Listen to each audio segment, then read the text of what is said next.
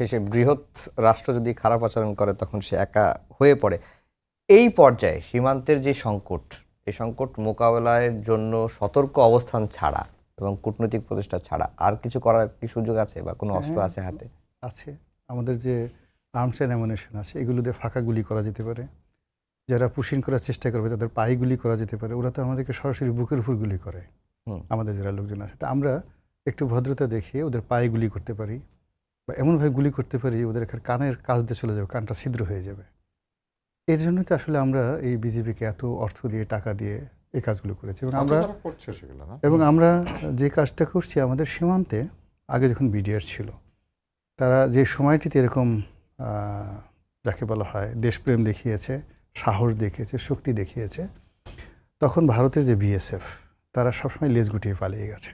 এবং এটা আজকে নয়, ধরুন ওদের সঙ্গে আমার সেই 1947 থেকে এই সীমান্ত বিরোধ যখনই যেখানে চলেছে, আমরা যখন রুখে দাঁড়িয়েছি আমাদের সঙ্গে আসলে ওরা কখনোই পারে নাই। এগুলো একটা। 2 নম্বর হলো যে এখন ভারত যা কিছুই করছে এটা বর্তমান সরকারের জন্য এটা একটা আশীর্বাদ। আমাদের দেশে একটা সমস্যা আছে, অনেকগুলো সমস্যা এই মুহূর্তে, কিন্তু আমরা এই সমস্যাগুলো থেকে যদি নিজেদেরকে এই মুহূর্তে রক্ষা করার কোনো দিক থেকে রক্ষা করার কোনো ওয়ে নাই, সেক্ষেত্রে সীমান্তের এই উত্তেজনা, সেই উত্তেজনায় আমাদের সেনাবাহিনী, আমাদের বিজিবি, আমাদের সরকার এরা ভারতের বিরুদ্ধে যত সফলতা দেখাবে, যত যাকে বলা হয় বীরত্ব দেখাবে, মুহূর্তের মধ্যে আমাদের জনগণ কারোর পেটে ভাত নেই, বিদ্যুতের দাম বেড়ে গেল, গ্যাসের দাম বেড়ে গেল, বা গ্রামে আজকে 7 দিন যাবৎ কারেন্ট নেই কোথাও, এগুলো মানুষ চিন্তাই করবেন না।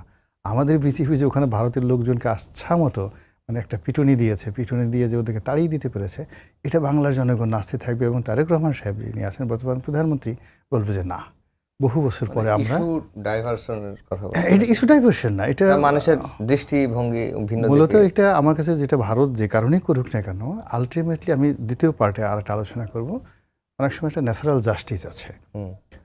মানে আপনার ইচ্ছার বিরুদ্ধে অনেক ঘটনা ঘটে প্রকৃতিগতভাবে। কখনো কতগুলো টার্মস আছে, যেমন আমরা বলি না silver jubilee, golden jubilee, diamond jubilee, 25 বছর, 50 বছর, 100 বছর। আবার বলি আমরা 1000 বছরের শ্রেষ্ঠ বাঙালি।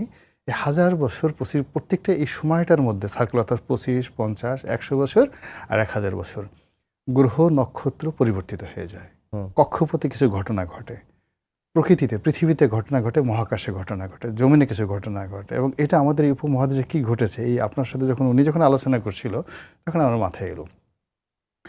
তো প্রথম পার্টে যেটা বলে নিই সেটা হলো যে আমার যতটুকু আমি জানি যে দিল্লির সঙ্গে ডক্টর মোহাম্মদ ইউনূসের সম্পর্ক ভালো ছিল না। আচ্ছা, তারেক রহমান সাহেবের সাথে আমরা শুনেছিলাম ভালো সম্পর্ক আছে, কিন্তু এখন ভাবসাব দেখে মনে হচ্ছে একেবারেই ভালো সম্পর্ক নয়। কিন্তু ইউনূস সাহেবকে কোঅপারেশন না করার কারণে সেই সরকারের পতন হয়েছে, বিকজ এর কোনো পলিটিক্যাল উইং ছিল না। কিন্তু বিএনপি একটা বড় দল, তার একটা অনেক পলিটিক্যাল উইংস রয়েছে।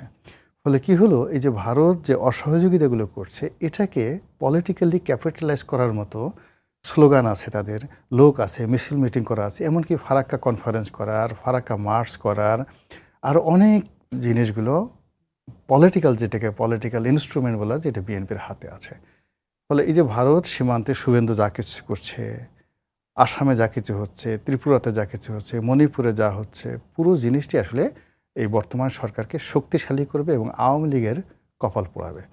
আওয়ামী লীগের কপাল পোড়াবার কারণে যখনই এরকম ঘটনাগুলো ঘটবে তখনই সবাই বলবে যে দেখো আমাদের এই তারেক রহমান সরকার কত বীর, এখন ভারতের লোকজন আর এদিকে চোখ তুলে তাকাতে পারে না। আর আওয়ামী লীগ যেমন আর কী ছিল, এ তো সীমান্ত খালি করে দিয়েছে, অমুক ফেলানি হত্যাকাণ্ড হয়েছে, অমুক হয়েছে, অমুক হয়েছে, কুমার আমল ডাজ নট। ওই দেখা গেলো খালেদা জিয়ার আমলে যে ঘটনাগুলো হয়েছে ওইগুলো সবাই বললো যেগুলো শেখ হাসিনার জামানাতে হয়েছে। এই বাংলাদেশ দিয়ে দিয়েছিল, রেল দিয়ে দিয়েছিল, বাংলাদেশ এসে যেখানে সেখানে সেনাবাহিনীর অফিসে বসে থাকতো, সেখানে তাদের অফিস ছিল। আর এখন তারেক রহমান সাহেব দেখো কী যে অবস্থা, তারা নিয়ে গান হবে, কবিতা হবে, জারি সারি হবে, আপনি দেখবেন যে মানুষের পেটে যে ভাত নাই কিন্তু তার আনন্দে লাফাচ্ছে। এই কাজটা দিল্লি এবং কলকাতা বুঝে হোক না বুঝে হোক তারা এই কাজটা করছে। গেল এক। 2 নম্বরে যেটা আমি বলছিলাম যে ওই যে আগে প্রথম বললাম যে আমাদের সিলভার জুবলি, গোল্ডেন জুবলি, হ্যাঁ, প্লাটিনাম জুবলি এগুলো থাকে। তো 1926, এটা 2026, আজ থেকে 100 বছর আগে কি হয়েছিল, আমাদের টোটাল এশিয়ার মধ্যে সবচেয়ে বড় সাম্প্রদায়িক দাঙ্গাটা হয়েছিল 1926 সনে। সেটা কোথায়? এই কলকাতাতে। হুম। এবং দেখুন এখন পশ্চিমবঙ্গের যে রাজনীতি, তার সঙ্গে আসাম, ত্রিপুরা এবং আমাদের এই বাংলাদেশ, সব মিলিয়ে এই সাম্প্রদায়িক যে দাঙ্গাটা, যেটা আমাদের তুষার ভাই বললেন, এই দাঙ্গাটা তৈরি করার জন্য যে পক্ষগুলো কাজ করছে, আর্টিফিশিয়াল ইন্টেলিজেন্স কাজ করছে, ব্রেন কাজ করছে, একটা যুদ্ধ হয়ে গেছে সিপাহী বিপ্লবের কারণে। এই কারণ হলো যে বন্দুকের কার্তুজ, সেই কার্তুজের মধ্যে বলা হলো শুয়োরের চর্বি আছে আর গরুর চর্বি আছে, এটা মুখ দিয়ে কামড় দিয়ে খুলতে হবে। এজন্য এই সিপাহী বিপ্লব হয়ে গেল ইংরেজদের বিরুদ্ধে, এবং যার কারণে ইস্ট ইন্ডিয়া কোম্পানিকে এই দেশ থেকে চলে যেতে হলো। ঠিক সেম প্রবলেম মানে যাকে বলে আরও ওয়াইডার রেঞ্জে, আরও বিধ্বংসী রূপে আমাদের এই সময়টাতে চলে আসছে। হিন্দু মুসলিমের যে দাঙ্গাটা, আপনার এখানে যা, তার চেয়ে বাংলাদেশে আমরা খুব রাজার হালে আছি, কিচ্ছু নাই আমাদের চেয়ে। কিন্তু পশ্চিমবঙ্গে যে ঘটনাটা ঘটেছে, সেখানে মানে 1926 সনের তুলনায় 2026 সনে আরও বেশি উত্তপ্ত হয়ে আছে। এবং ভারতের মুসলমানরা 35 কোটি মুসলমান এখন ভারতে। এই 35 কোটি মুসলমানদের সাথে বাংলাদেশের যদি 18 কোটি মুসলমানের মধ্যে অন্ততপক্ষে 16 কোটি মুসলমান ধরেন, ওদিকে পাকিস্তানে যদি ধরেন আরও 22 কোটি পার্শ্ববর্তী, আরও শ্রীলঙ্কা, নেপাল, অন্যান্য দেশে মিলিয়ে এই যে বিশাল জনগোষ্ঠী, একটু সাম্প্রদায়িক দাঙ্গা শুরু হওয়ার সঙ্গে সঙ্গে সম্মিলিত শক্তি কী করবে, এই পশ্চিমবঙ্গ, আসাম, ত্রিপুরাকে ভারত থেকে আলাদা করে ফেলবে। এতে কেউ তাদের রক্ষা করতে পারবে না। এই গেল এই যে শতাব্দীর, অর্থাৎ 1926 সনে কলকাতাতে যে সাম্প্রদায়িক দাঙ্গা হলো, সেই দাঙ্গার ভিত্তিতে দুটো রাষ্ট্র, অর্থাৎ পাকিস্তান এবং ভারত, দুটো রাষ্ট্র আলাদা হয়ে গেল। এবং সেই দাঙ্গার ভিত্তিতেই কিন্তু এই যে আমাদের যে বাংলার আজকের যে অবস্থা, পশ্চিমবঙ্গ দুটো বাংলা আলাদা হয়ে গেল ওই একটা দাঙ্গার কারণে। মানে এই বাঙালি যদি একত্র থাকে, তাহলে বল্লভভাই প্যাটেলটা, সর্দার বল্লভভাই প্যাটেল, জওহরলাল নেহেরু, তারা এই ভারতকে নেতৃত্ব দেবে উত্তর ভারত থেকে কিংবা দক্ষিণ ভারত থেকে, এরা সম্ভবই না। বিকজ কংগ্রেসের পুরো নেতৃত্বটা সেই 1887 সন থেকে পুরো নেতৃত্বটা ছিল পশ্চিমবঙ্গের হাতে। তো যার জন্য তারা বাংলাটা ভেঙে দিল। এটা হলো 26-এর ঘটনা। এখন আর একটা ঘটনা বলি। এখন ধরুন ভারতের যে নেতৃত্বটা দেখেন, সেটা হলো দক্ষিণ ভারতের দাক্ষিণাত্য, যেখানে ওরা বলে শিবাজিরাও, মানে শিবাজির বাবা। আমরা যে বলি যে বিভিন্ন সময়টাতে ওই যে বর্গী এলো দেশে, সেই বর্গী এলো দেশে। তো এই পুরো যে বর্গী, শিবাজি, যা কিছু বা যেগুলোকে এখন নরেন্দ্র মোদী মার্কেটিং করছে, হিন্দুইজমটা, এটার যে শুরুটা হয়েছিল যে জায়গা থেকে, গুজরাট থেকে, দাক্ষিণাত্য থেকে। আচ্ছা, এই দাক্ষিণাত্যের একজন সম্রাট ছিলেন, চোল রাজবংশ ছিল, রাজা ছিলেন রাজেন্দ্র।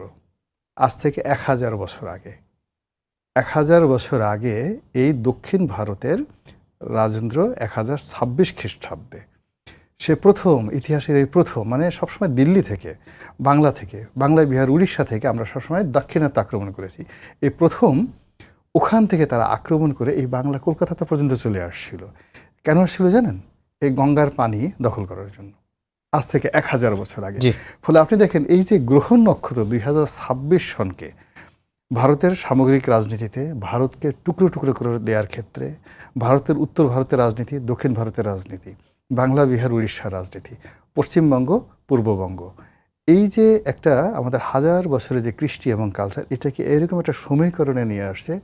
পান থেকে চুন খসলে সঙ্গে সঙ্গে প্লেট আলাদা হয়ে যাবে। আপনি জানেন তো, একটা সময় মহাসাগরীয় প্লেটে অস্ট্রেলিয়া আমাদের সাথে ছিল, এই ভারতের সাথে কিন্তু অস্ট্রেলিয়া ছিল। তো এরকম একটা ভূমিকম্প হলো, আলাদা হয়ে সে অস্ট্রেলিয়া দূরে দূরে সরে গেল। তো এই এখন এই 2026 সনে ঠিক সেম ঘটনা ঘটার অবস্থা তৈরি হয়েছে। যার জন্য ভারত সরকারকে আমি বলবো, যাকে বলে মাথা ঠান্ডা রাখার জন্য, কারণ ইতিহাস বারবার শুধু একই ঘটনা ঘটে। জি।